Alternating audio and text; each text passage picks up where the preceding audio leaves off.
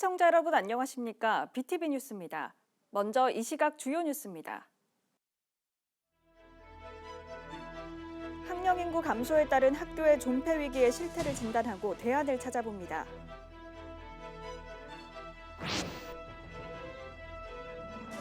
인구 소멸 위험 지역으로 분류되어 있는 가평군에서 인근 학생을 유치하기 위한 다양한 교육 사업이 진행되고 있지만 성과는 미미합니다.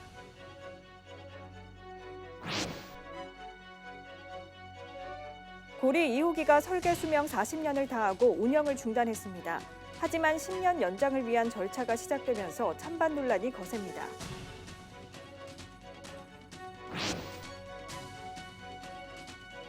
국내 1호 트램이 될 5, 6도선 트램의 현주소를 살펴봅니다. 이르면 내년 상반기 중 착공이 예상됩니다.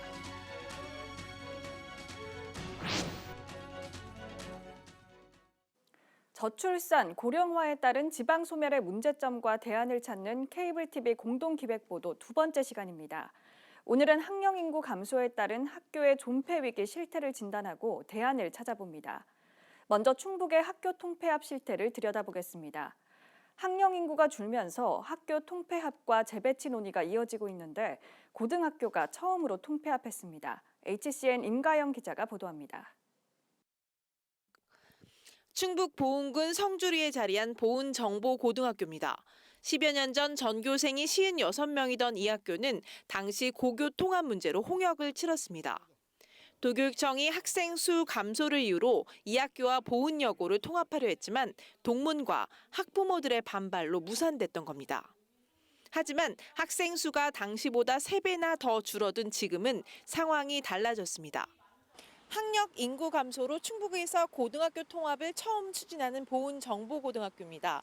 이 학교는 전교생이 18명뿐인데 2025년까지 신입생을 받지 않고 2026년 충북 생명산업고등학교와 통합을 하게 됩니다.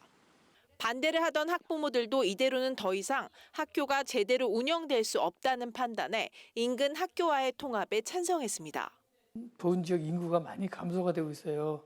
그럼에도 불구하고 초등학교에서 중학교 갈 때는 뭐 시내에 있는 중학교를 선호하고 중학생들은 또 큰 도시에 있는 고등학교를 선호하고 근데 이제 교육의 질적인 측면에서 보면 큰 차이가 없는데 굳이 그럴 필요가 있느냐. 지역사회 인식이 좀 바뀌어야 될 필요가 있고. 고등학교 간 통합은 충북 제천 지역에서도 추진되고 있습니다. 제천 산업고에 학과를 신설해 제천 디지털 전자고가 산업고로 흡수 통합되는 방식입니다. 신산업 분야 학과 개편으로 학교 경쟁력을 높여 빠져나간 학생들을 유입한다는 겁니다. 신흥지구 도시개발로 학생들이 빠져나간 원도심의 학교에서도 변화가 찾아왔습니다. 개발지구 학생 수는 늘어나는 데 반해 교육부의 학교 신설 벽은 넘기 어려운 현실을 감안해 학생 수가 줄어든 원도심의 학교를 개발지구에 신설된 학교로 이전 재배치했습니다. 대신 원도심 학교에는 교육문화 복합시설 설립을 추진 중에 있습니다. 이제 개발지구내 학교 신설 요인이 발생을 하거든요.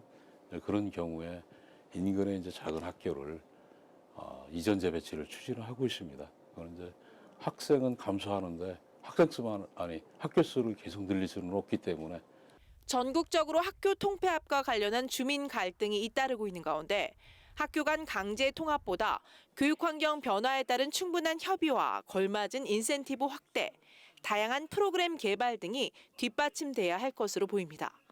HCN 뉴스 임가영입니다. 앞서 본 학령 인구 감소 문제는 수도권이라고 예외가 아닙니다. 특히 접경 지역이자 농촌을 갖고 있는 가평군은 인구 소멸 위험 지역으로 분류돼 있는데요. 아이를 낳지 않는 시대, 덩달아 학생 수도 빠르게 줄고 있습니다. 이런 문제를 극복하기 위해 인근 학생을 유치하는 다양한 교육 사업이 진행되고 있는데 성과는 미미합니다. 딜라이브 김정필 기자입니다. 산골 마을의 한 초등학교입니다. 교통 불편을 해결해주는 학교 버스 2대가 있습니다. 교실에서는 정교사와 어깨동무 학습 도우미가 수업을 함께합니다. 학생들이 10명 남짓이라 맞춤형 지도가 가능합니다.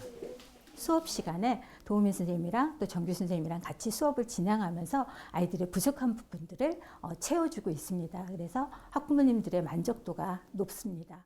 도우미는 가평교육지원청이 학령 인구 감소에 따라 만든 정책 사업 중 하나입니다. 학력 향상을 위한 지원과 함께 미술작품 전시회를 비롯해 댄스와 연극 발표를 위한 축제도 지원하고 있습니다.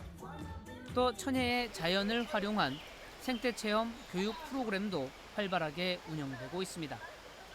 가평교육은 물, 별, 숲, 생태, 환경 교육을 하고 있습니다.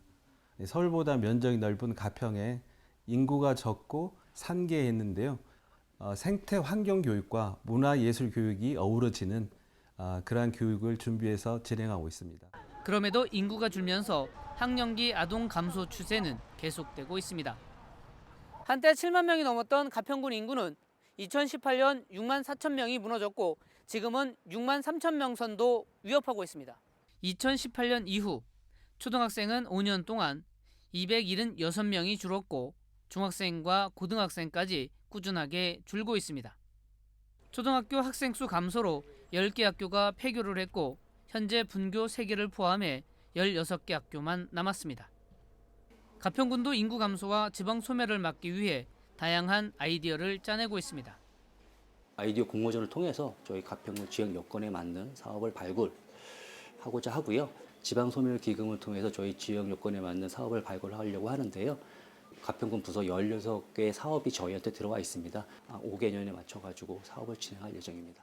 그동안 중앙과 지방 정부는 출생률을 높여 인구를 늘리는 다양한 정책을 시행했지만 인구 감소는 멈출 줄 모릅니다. 델라비 뉴스 김정필입니다. 지금부터는 학령 인구 감소 문제에 대한 해법을 살펴보겠습니다. 폐교 위기에 내몰린 학교가 있는가 하면 신도심은 과밀로 고민이 크기도 하죠. 학생 수가 너무 많아도 너무 적어도 교육의 질이 떨어진다는 건 매 한 가지 문제입니다. 도농 복합 지역인 부산 기장군에서는 이 문제를 해결하기 위해 작은 학교 자유통합구역이라는 제도가 도입됐습니다. 지난해 성과가 나타나서 올해는 정책이 더 확대됐다고 하는데요. 어떤 정책이고 또 어떻게 성과가 났는지 LG 헬로비전 안수민 기자가 취재했습니다. 부산 기장군에 있는 두 곳의 초등학교. 차로 15분 거리에 있지만 학생 수는 딴판입니다.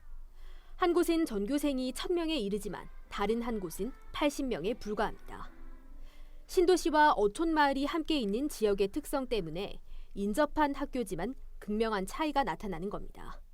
과밀학교는 학생 수를 분산하고 폐교 위기에 처한 작은 학교는 살릴 수 있는 방법이 없을까? 대책으로 도입된 것이 작은 학교 자유통합구역입니다. 작은 학교 자유통합구역으로 지난 2022년부터 정관 신도시와 일광 신도시 지역에 큰 학교 8곳과 작은 학교 6곳이 지정됐습니다. 큰 학교 학생들은 주소지를 이전하지 않아도 작은 학교로 입학할 수 있습니다. 단 작은 학교 학생이 큰 학교로 가는 건 불가능합니다. 지난해에는 37명, 올해는 42명이 큰 학교에서 작은 학교로 옮겨갔습니다. 현재 작은 학교 전교생의 절반 이상은 이렇게 유입된 학생들입니다. 학생 수 증가를 통한 작은 학교 및 지역사회 활성화, 일광 지역 초등학교 과대 과밀 해소, 학생의 학교 선택권 확대를 통한 교육 만족도 향상이 기대됩니다. 작은 학교는 상대적으로 체험학습을 비롯해 문화와 예술 분야 등 학교만의 특화된 교육과 가족적인 분위기가 장점입니다. 이런 학교를 선호하는 학생과 학부모들은 주소 이전 등의 까다로운 절차 없이 원하는 학교로 갈 수 있게 돼 선택의 폭이 넓어졌습니다. 1학년부터 6학년까지 많은 활동을 같이 하는 활동들이 많아요. 마켓데이라든지 아니면 수학여행을 같이 4, 5, 6학년이 간다든지 같이 돕고 배려하고 하면서 정말 작은 사회를 여기에서 배우는 거예요. 작은 학교 자유통합구역 정책에 대한 만족도 조사에서 해당 지역 학생 97%, 학부모 94%가 만족한다고 응답했습니다. 헬로티비 뉴스 안수민입니다. 인천의 한 섬마을에서 학령 위기를 극복한 좋은 사례를 찾을 수 있습니다. 폐교 위기에 내몰렸던 고등학교가 학생들로 북적인다고 하는데요. 주민들의 아이디어로 창단한 야구부 덕분입니다. 올해 야구부 졸업생 중 대다수가 대학에 진학할 만큼 좋은 성과를 내고 있습니다. 섬 주민과 학생들이 함께 꿈을 키워가는 섬마을 학교를 김지영 기자가 다녀왔습니다.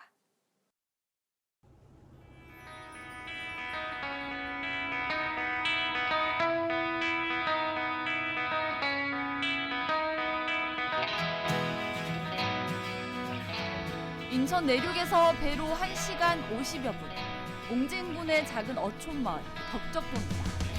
바닷가 앞 학교에선 학생들의 현장 수업이 한창입니다.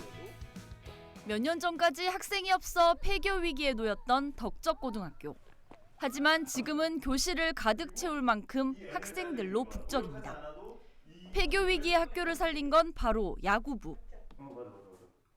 지역 주민들은 학생을 늘릴 방안으로 야구부 신설을 생각했고 직접 행동에 옮겼습니다. 애들이 이게 함성도 지르고 전체 주민 이 동네 주민만 해도 되게 좋아하시죠.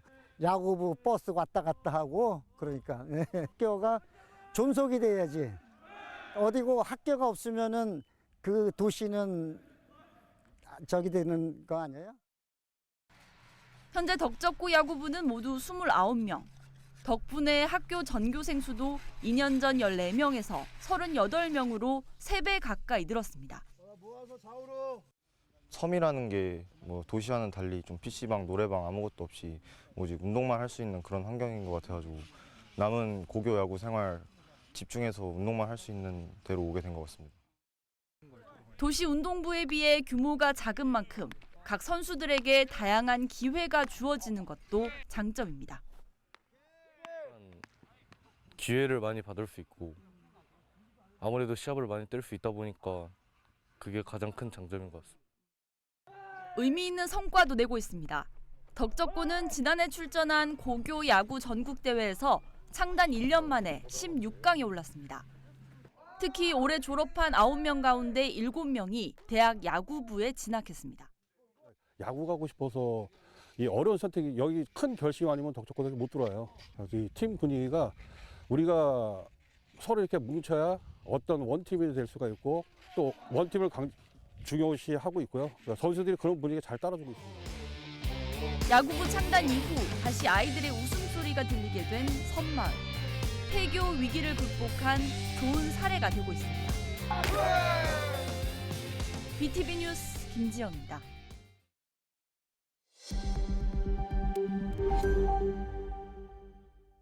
박형준 시장은 지난 11일 부산국제금융센터를 방문한 김주현 금융위원회 위원장과 강석훈 한국산업은행 회장과 지역 경제 현안 등에 대해 논의했습니다.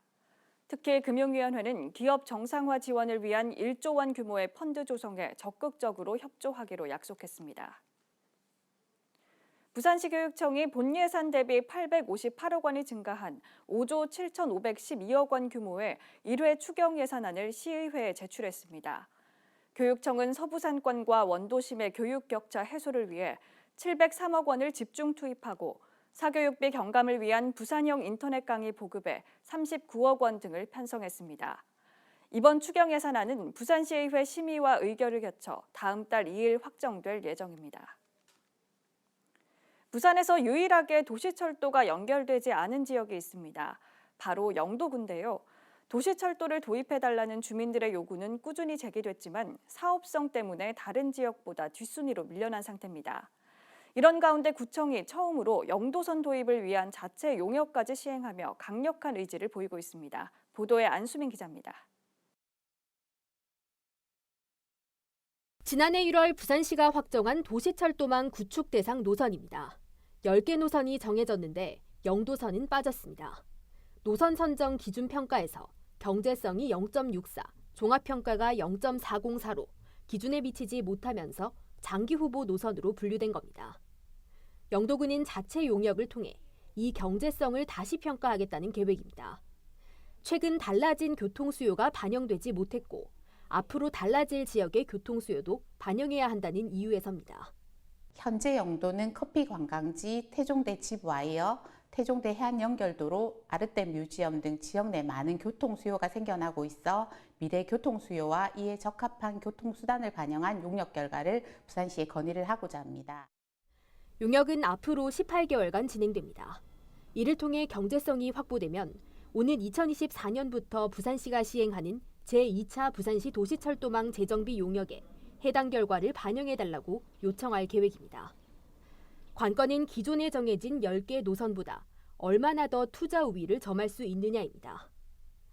영도선은 트램으로 도시철도 1호선 중앙역에서 태종대 입구까지 이어지는 노선이 유력하게 검토되고 있는데 이번 용역에서 가장 적합한 방식과 노선이 정해질 예정입니다. 영도군은 소멸 위기에 처한 원도심 정주 여건 개선과 교통 불평등 해소, 지역 균형 발전의 관점에서 영도선 신설이 절실하다는 입장. 올해 하반기에는 영도선 추진 범구민 협의체가 발족해 주민들의 의견을 모으고 영도선 도입에 힘을 실을 예정입니다. 헬로티비 뉴스 안수민입니다. 40년 설계 수명을 다한 고리 2호기가 최근 전원을 내렸습니다. 안전진단 후 2년 뒤 다시 10년 더 가동하겠다는 계획인데 원전 수명 연장을 놓고 논란은 더욱 뜨거워지고 있습니다. 장동원 기자입니다. 지난 8일 밤 10시 고리 2호기 운영이 중단됐습니다. 1983년 4월 9일 상업 운전을 시작해 설계 수명 40년을 다한 겁니다. 문재인 정부의 탈원전 정책으로 고리 2호기는 해체될 계획이었지만 윤석열 정부가 친원전으로 방향을 틀면서 잠정 운영 중단에 들어갔습니다. 한수원은 안정성 심사와 설비 개선 등을 진행해 2025년 6월 재가동을 목표로 하고 있습니다. 재가동이 이루어질 경우 고리 2호기 수명은 10년이 연장됩니다. 수명 연장에 대한 찬반 논란은 끊이지 않고 있습니다. 위험한 원전을 가까이 하고 있다는 불안. 원전 불안 없이 사람답게 살고 싶다. 살고 싶다. 살고 싶다. 반면 지역 경제 침체에 대한 우려도 나옵니다. 지금 당장 고리원전 1호기 지금 폐로됐잖아요. 2호기 폐로, 3호기 폐로 된다고 해서 그 원전에 있는 핵이 없어지지는 않거든요. 그럼 더 불안한 거죠. 가동을 하면서 관리를 해야 저희들은 더 안전하다고 봅니다. 그리고 폐로를 하게 되면 직원들이 다 딴 데로 다 가버리겠죠. 그럼 결국은 우리 지역은 어떻게 되냐면요. 죽음의 도시밖에 안 되는 거예요. 원전 운영 중단으로 전기요금이 오르지 않겠냐는 우려도 있습니다. 이에 대해 전문가들은 원전이 생산하는 전력은 전체의 25%만 차지하는 데다 고리 2호기는 용량이 작아 전기요금에 미치는 영향은 적다는 의견입니다.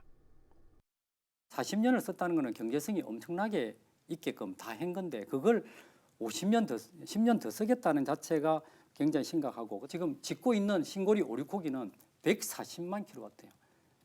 65kg짜리 한 명 나가고 140kg가 지금 들어오는데 65만 킬로와트는 미미한 것이죠.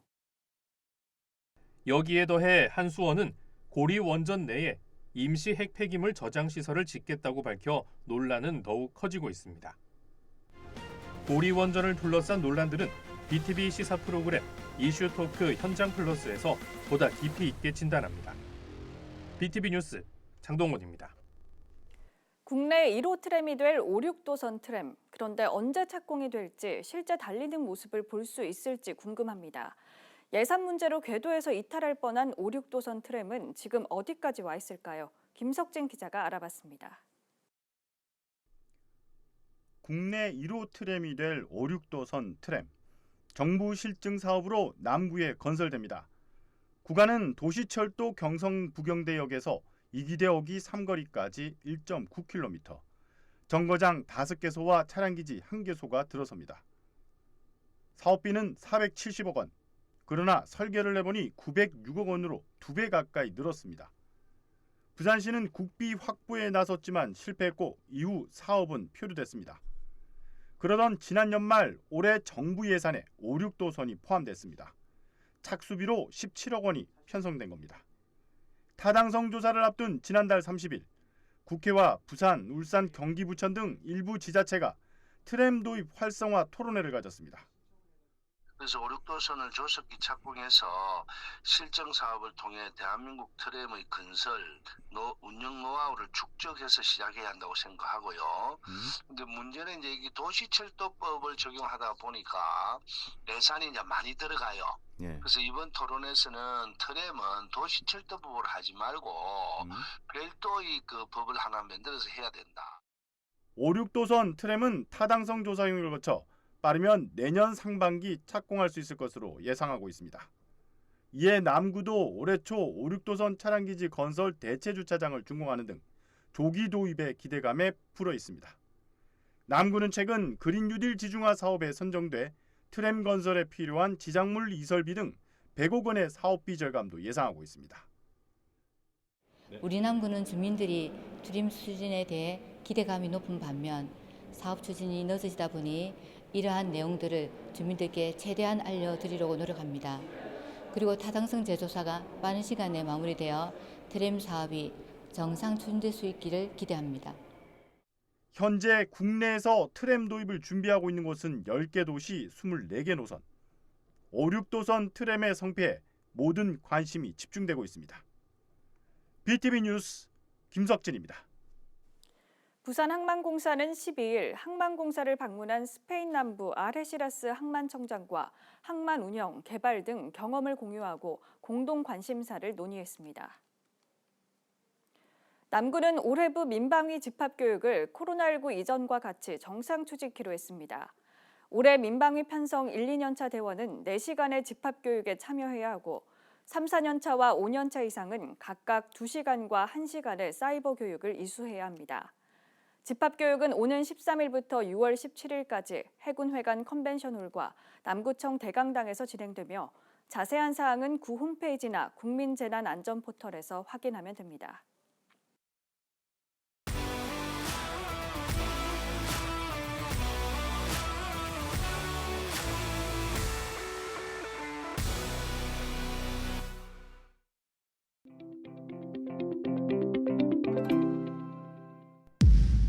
세계박람회가 부산에서 열리기를 전 세계인이 열망하고 있습니다.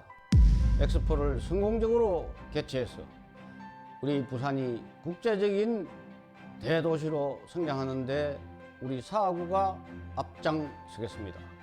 2030 부산 세계엑스포의 성공적인 유치를 위해 사하구민과 함께 끝까지 응원하겠습니다.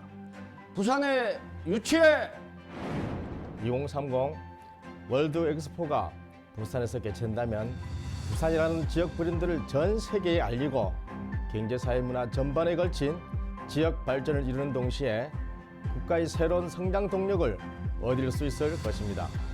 2030 월드 엑스포 부산 유치를 위해선 유관기관들 간의 긴밀한 협조와 지원도 중요하겠지만 그 무엇보다 중요한 것은 바로 시민들의 관심과 참여 의지입니다.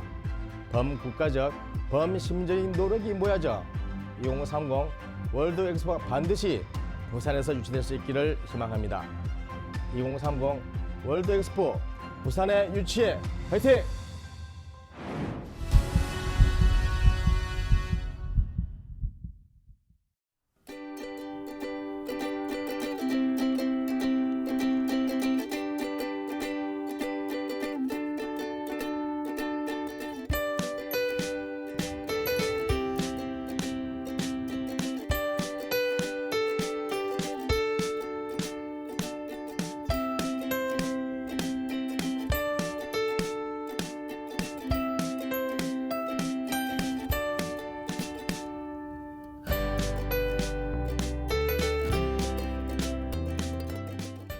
이상으로 BTV 뉴스를 마칩니다. 시청해주신 여러분 고맙습니다.